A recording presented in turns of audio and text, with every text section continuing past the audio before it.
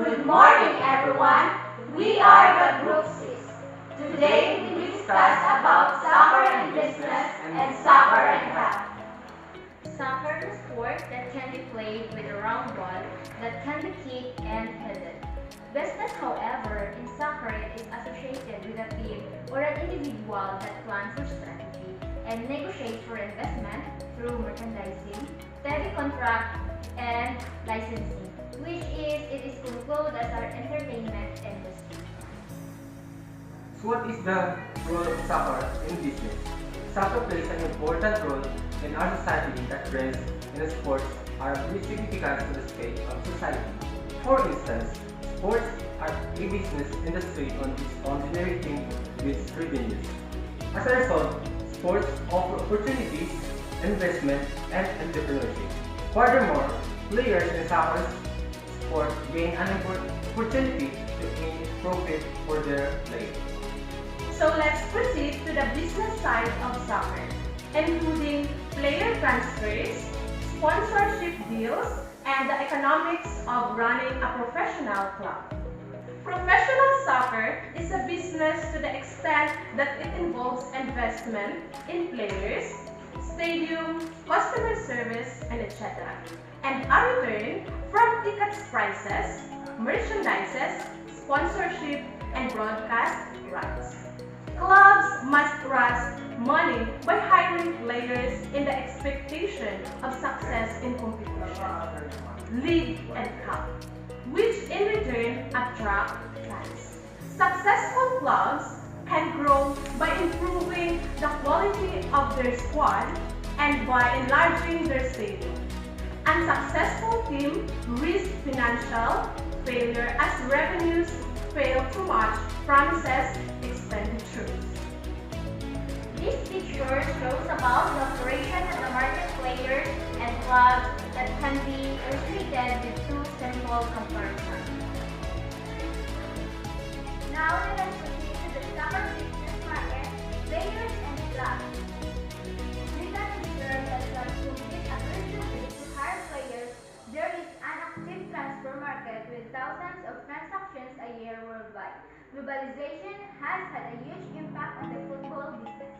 Player characteristics are easily observed before and after they are hired, and so wages can be expected to accurately reflect players' productivity. Clubs would not be choose to pay more than they could afford, and players would ask for a transfer if paid less than they were worth. In addition, for football, clubs usually get what they pay for. Not that this relationship is perfect. Random factors such as good and bad luck make this relationship much less reliable in the short term that players get injured.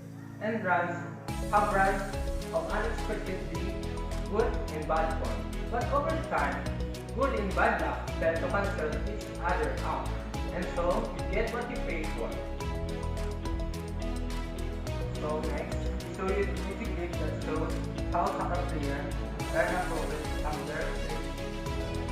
In the year 2021, FC Barcelona earned $792 million. If we compare the earnings of other sports club or franchises, such as the Lakers, who earned $316 million in 2021, or a cricket franchise like the Mumbai Indians, who hardly made $116 million. Only 3 football clubs are in Forbes' list of the top 10 most valuable sports teams in the world. Yet football clubs dominate the sports world in terms of revenue per year. Out of the top 20 sports teams in terms of revenue per year, 15 of them are European top-flight football clubs. This video will demonstrate how European top-flight football clubs have dominated the sports sector and how they earn so much money.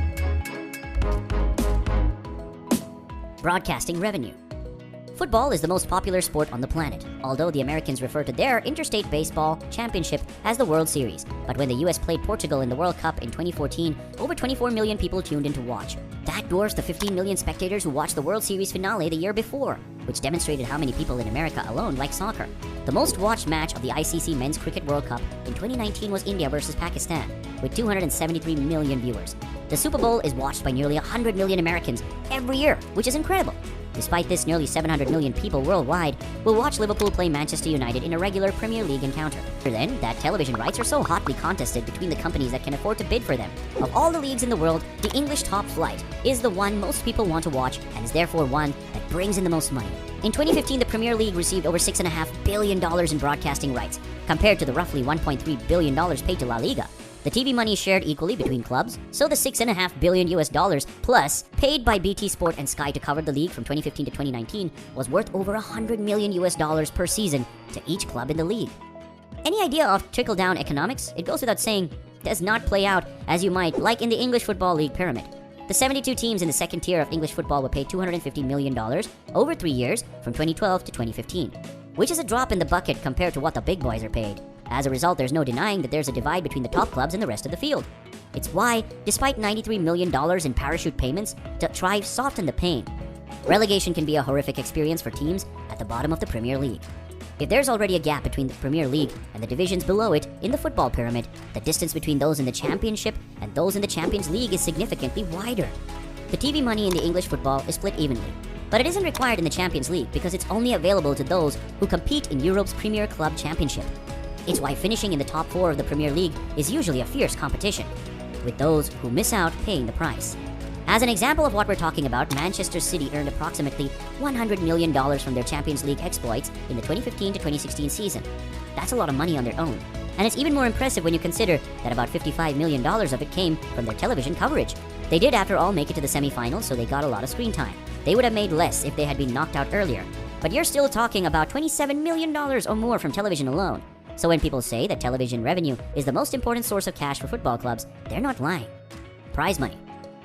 Football is a competitive industry when everything is said and done. A team can finish just above the relegation zone and receive a decent amount of money from television coverage, but it will earn less than the clubs above it. Why?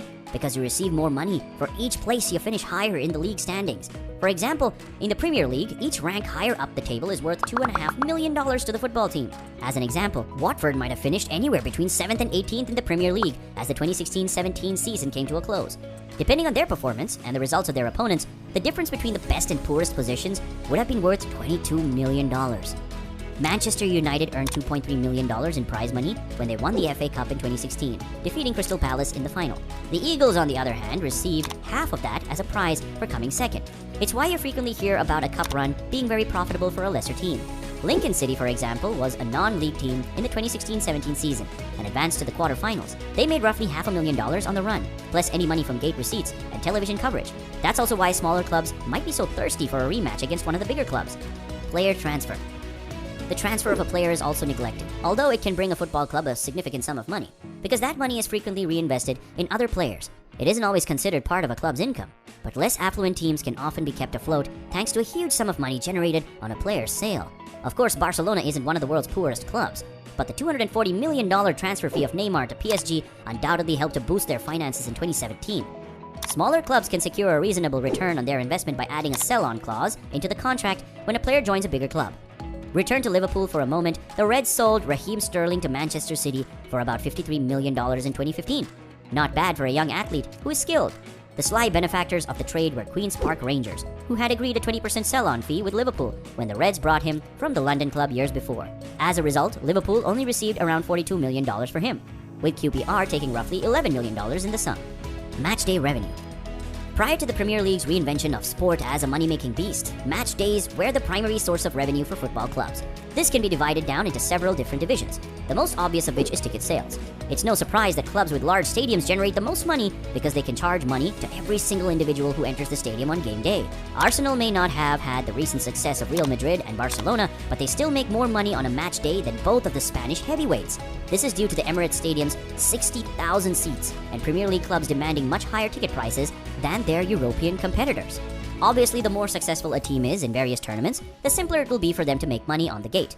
If your team performs well in the FA Cup, League Cup, or European competition, for example, your ticket sale will rise. You'll also profit from the second key cash generator on match day: food and drink. Pies, hot dogs, beer, cups of tea, and match day programs are all priced at the pleasure of the clubs. Obviously, the money generated from selling pies in comparison to the money earned from selling a player or a good cup run isn't much, but every little bit helps. Merchandise sells. Sportswear companies like Nike, Adidas, or Puma secure rich deals with the world's top football brands. But what does this mean for the clubs? When it comes to football star signings, the prospect of increased jersey sales is frequently mentioned as a financial gain. It's frequently advanced by certain fans as part of the argument for a transfer price or the often substantial compensation of the higher profile newcomer. When Cristiano Ronaldo joined Juventus back in 2018, it took only a week for Adidas to recreate Ronaldo's jerseys. The season's jerseys were totally sold out within 24 hours, with more than 500,000 Ronaldo jerseys sold in comparison to the 850,000 jerseys sold in previous season from the entire squad. Juventus jerseys cost around $130 on average. On the first day of the announcement that Ronaldo will join Juventus, the 520,000 Ronaldo jerseys sold produced a total revenue of nearly $68 million. Typically, the manufacturers, in this case Adidas, pay the clubs 10 to 15% of the sales. Juventus' stake is much higher if the jerseys are sold in their own fan store, at the stadium, or through their internet store. So only from the sale of Ronaldo's jersey, Juventus made between $7 and $10 million on the first day. Football kit sponsors. In football, even the tiniest amount of space is sold to advertisers. Fly Emirates say the jersey, and Go to Rwanda say the sleeves. Advertisements for telecoms can be found on shorts, socks, jackets, advertising boards, and even the sub bench. There are sponsors all over the place. As a result, it's clear that the clubs profit tremendously from sponsorship deals. Man United, for example, signed a sponsorship contract with TeamViewer through till 2026, which is worth over $300 million. In the same line, Arsenal has a partnership with Emirates, and Manchester City has a partnership with Etihad Airways. We're not going to go into every detail about football sponsorship arrangements, because they're complicated. If you want to learn more, Athletic Interest has always created a video on the subject. These are the primary sources of revenue for most top-flight football clubs, and they're often more than in other nations due to European countries' higher living standards.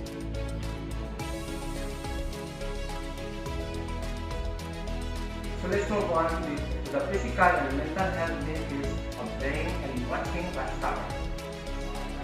Soccer is quite enjoyable. However, practicing soccer has several advantages for your emotional, physical, and mental health. Practicing soccer can improve several aspects of your life, including self-worth, friendship, mood and focus, and empathy. And that's in addition to the outstanding variety of life skills it develops, like discipline and diligence. Come on, Mom, shoot! Okay, here it comes. What was that? Mom, I told you I have a soccer game coming up. Sorry, I need practice. Okay, she needs practice. Hard practice is what's good for her. Wait. Miss Anya!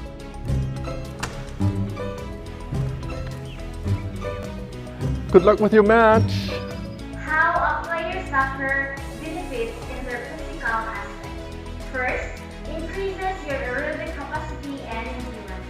For more than 90 minutes, soccer players must jog, run, and sprint around the field. They may also bump into each other, jump, and fight for the ball. That indicates that regular participating in the sports improve your aerobic capacity.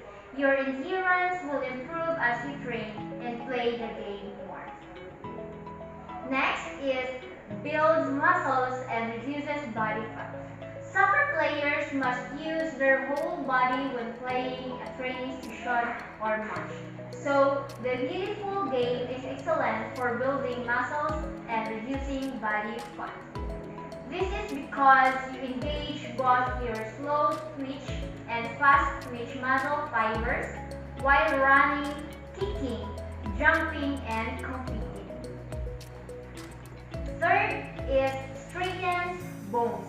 Your weight strains your skeletal system as you move around the pitch, while running and carrying things, strengthening it and making your bones dense.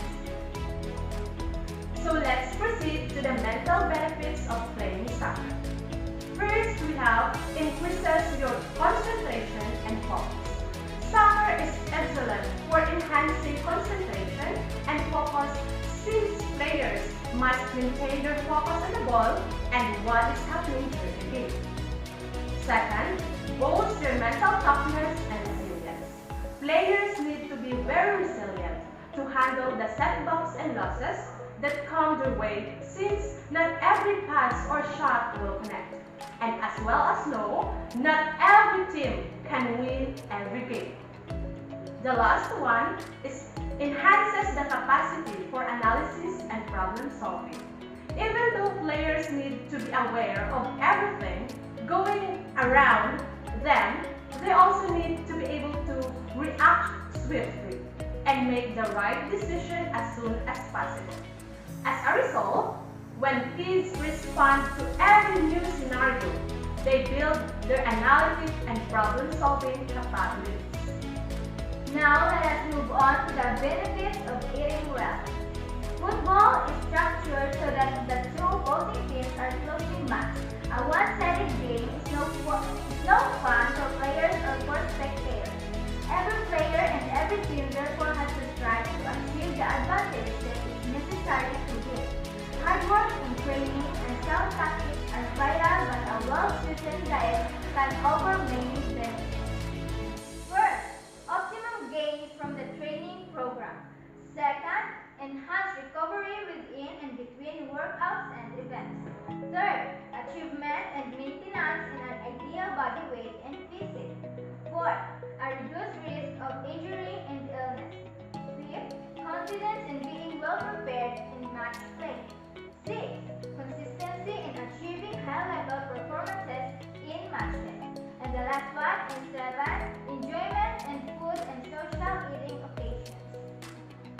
And that's the end of our discussion about soccer and business and soccer and club. I am Arian Romanog. I am Carol Jane Canillas. And I am Jerome Callen. I am Alea Lumawag. And to our instructor, Sir Francis Emoy, thank you.